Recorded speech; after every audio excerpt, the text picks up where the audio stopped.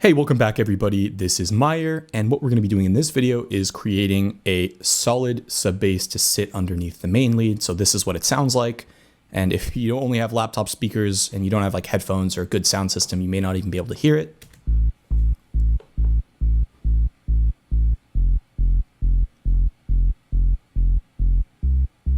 And with the other elements like the kick,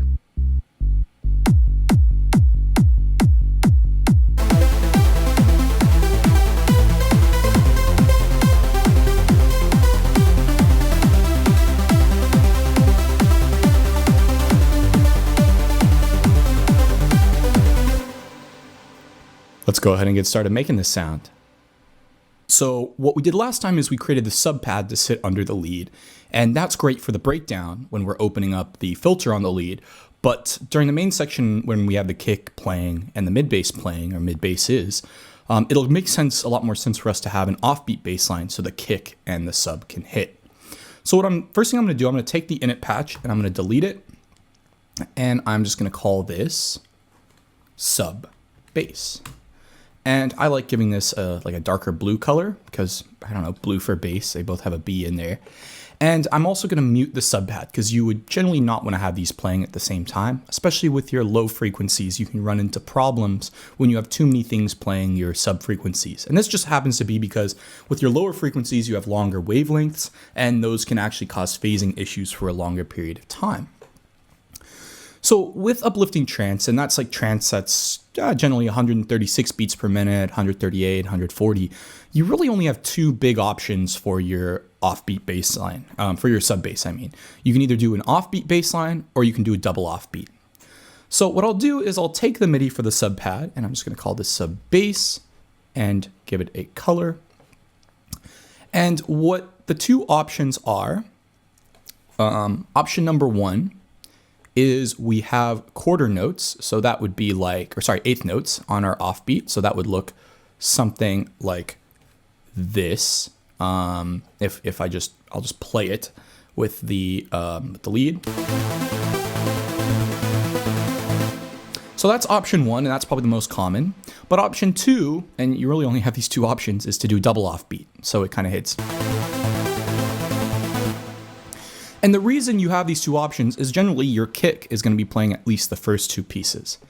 Now, whether you choose your kick or you make your sub bass first is kind of up to you. I generally like making the sub bass first and then choosing a kick that works with it. So you can make sure your kick is more in key. And I don't think you necessarily have to always use the right key. Like you don't have to like actually take a spectrum analyzer and look at what the frequency is, but it does help to find one that gels really well with your track. And I think it's easier to do that once you already have your sub bass that works well with your track. So let's solo the sub bass. And what we're going to do is open up Spire. And the first thing we need to do is we need to really lower this down an octave so we're actually in the sub bass range.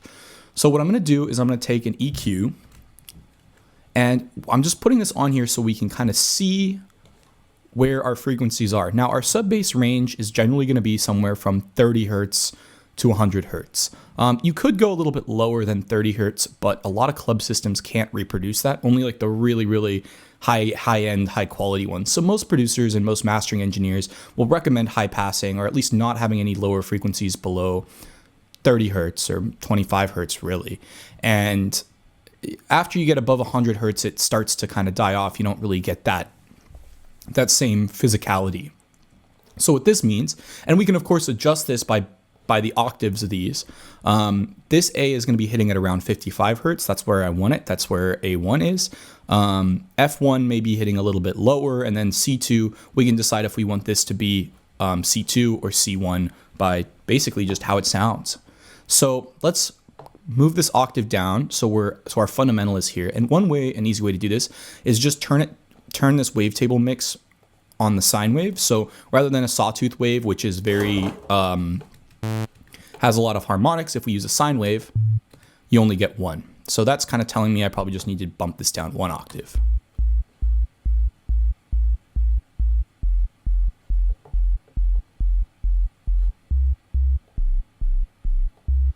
So that C, I prefer it up a little bit higher. I don't like that lower octave. So that means where this MIDI is works really well. And I think the general range for your sub bass should probably be, if my rule of thumb is you don't want anything probably lower than E1. Maybe you could go down to D, but definitely not this C1 or C sharp. And generally you wouldn't want it any higher than E2 or F2. Once again, these D sharp, C sharp to D sharp is kind of a tricky range. So that's why you don't see a lot of tracks written in those keys. So we're going to just try to keep it here. Now this is good. You see a lot of tracks written in A minor, just like this melody. And part of the reason for that, one, it's an easy key to work in, but two, that fundamental A hits at about 55 or 54 point something hertz, which is a really solid bass line. It's not too deep that you can't feel it, but it's not too high that it kind of loses some of the physicality. So we're going to start with this, and I am going to use the sawtooth wave, but I am going to cut the filter down. So let's take a listen. I don't really want this envelope doing too much, so I'm going to lower the filter down.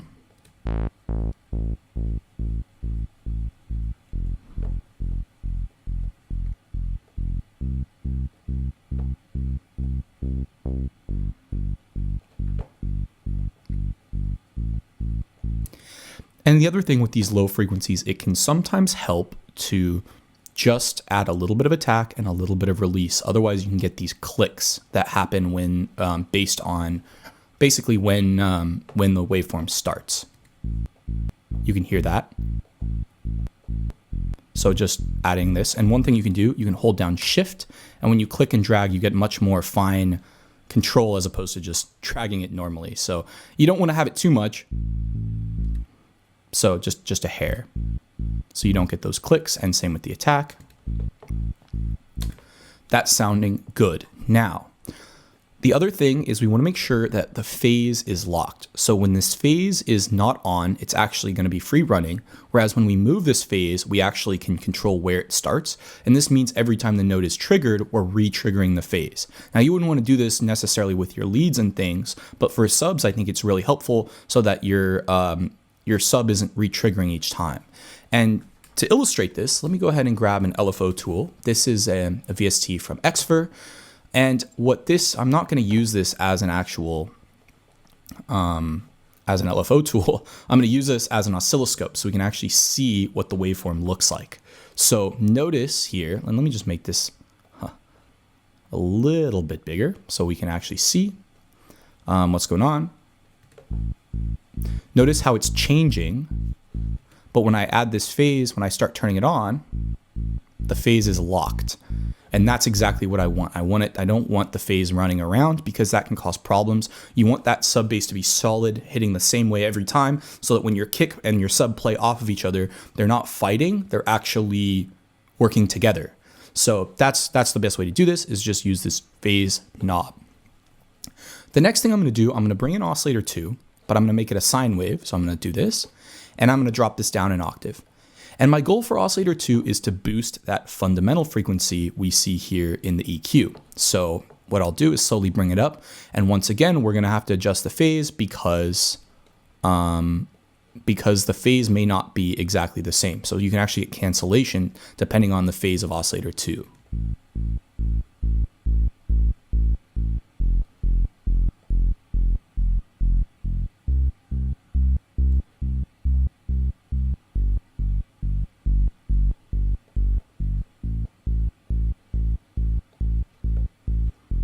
So I just realized this wasn't on. There's like a little range. Once you see that bar, it means the phase is locked.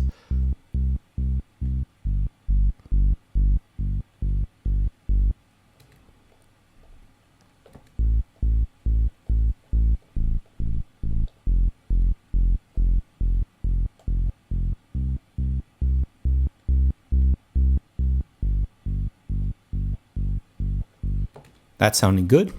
And I'm actually going to do the same thing with oscillator 3, except this one's going to be an octave higher. So this is just going to be at octave 0, whereas oscillators 1 and 2 are at octave -1. Once again, we're going to turn the phase on and make sure this is here.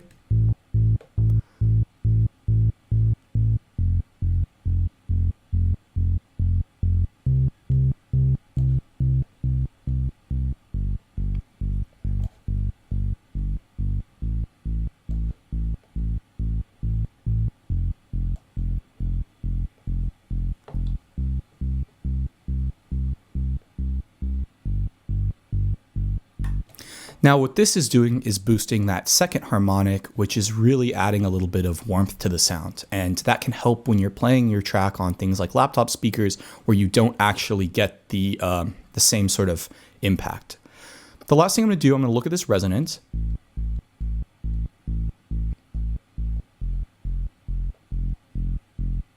Which can give it a little warmth that kind of accentuates where this filter cutoff is. I like the way that sounds. And one thing you can do as well is you can add a little bit of drive. Now, you got to be really careful with this because this can really kill your bass. But let's take a listen and see if this sounds any good.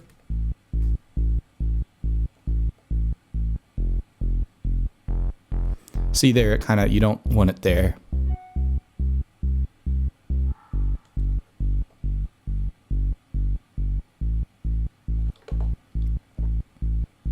And you can hear as it's doing that, it's just adding a little bit of click. So I'm going to just bump these up a hair.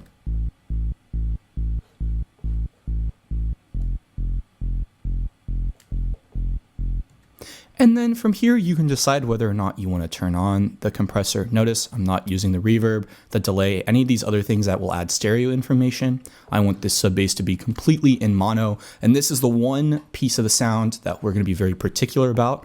Now, you don't want to be mixing with your eyes. You want to be mixing with your ears. But of course, this can help you understand what's going on and why things are working well. So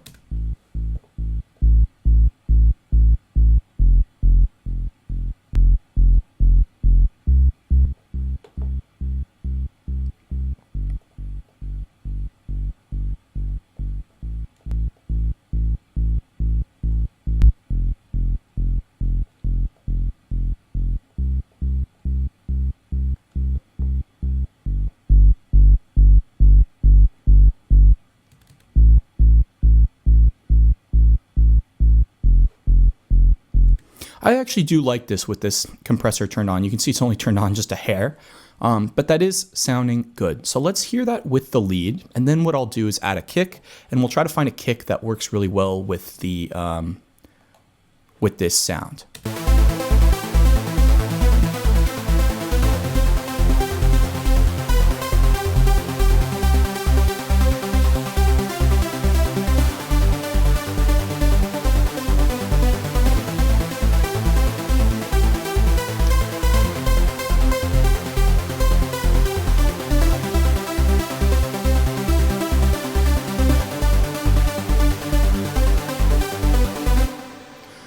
Honestly, I love the way that's sounding. So what I'm just going to do is insert a MIDI track here, and we're just going to go ahead and find just a nice kick sample. What I'm going to do is go into reorders kicks and just,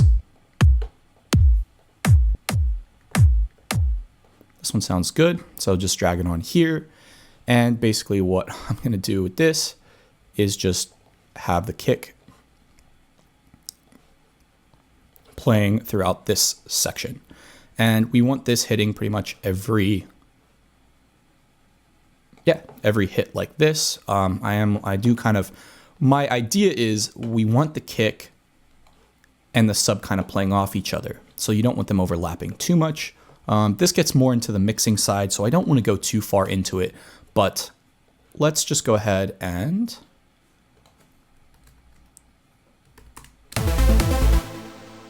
take a listen to what's going on. Let's just mix the kick in. In fact, this is where it helps to mix all of these sounds. We're not going to do a full mix down, but try to mix them around the kick. So that's too loud. Let's bring this to -6.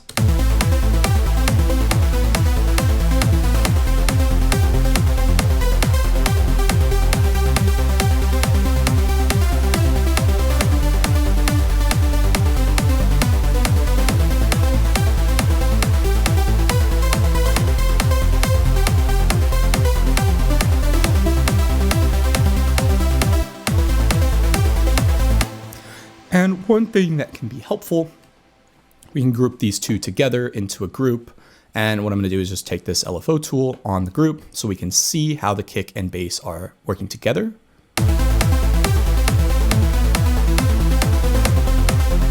And I think what I can tell here, the sub is just a little too loud relative to the kick. So we're going to back this off and maybe back the lead off just a hair too.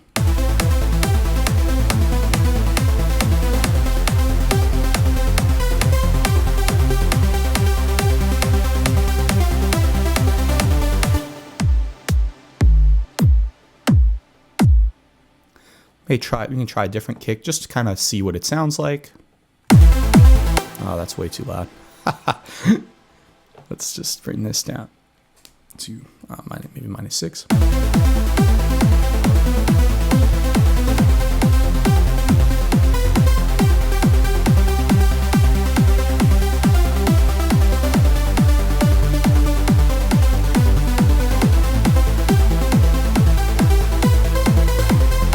Notice how these two aren't fighting, whereas if I, let's say, made these notes a little bit longer, you could actually see the issue that you would have when they overlap.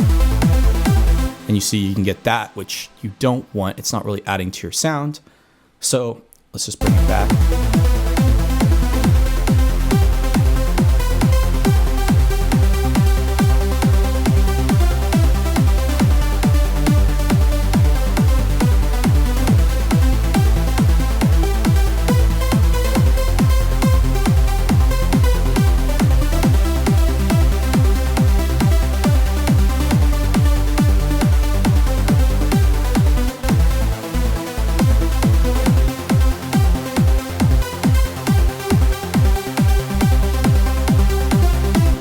If you're listening on laptop speakers, you may not be able to hear this, but if you have headphones or a good sound system, you'll actually be able to hear the support that this sub bass gives to the kick.